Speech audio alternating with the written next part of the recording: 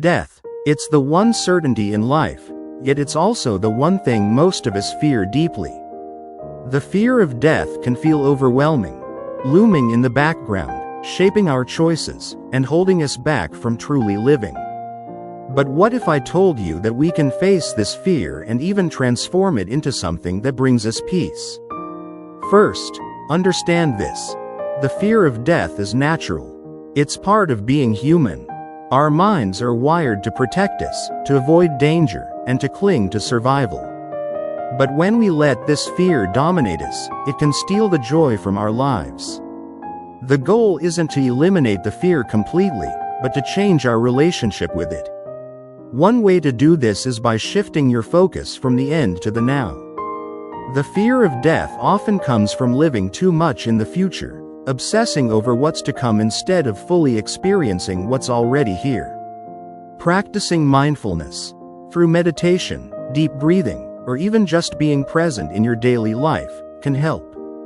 When you're truly in the moment, the fear softens, and you realize life is happening right now. Another step is to explore what death means to you. Many of our fears come from the unknown. Ask yourself, what do I believe happens after death? What would it mean if death is simply a transition, not an ending? You don't need all the answers, but even sitting with these questions can ease the intensity of your fear.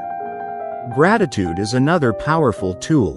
When you focus on what you have, the love, experiences, and beauty in your life, you realize that death doesn't take away the meaning of life, it highlights it. It reminds us to live fully, to express love, and to cherish every moment we're given.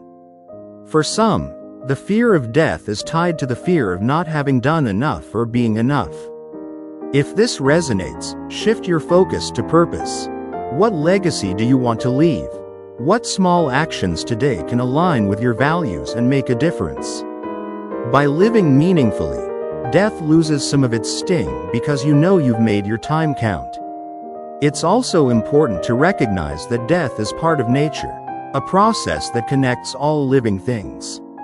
From the trees to the stars to the seasons, everything flows in cycles of birth, life, and death.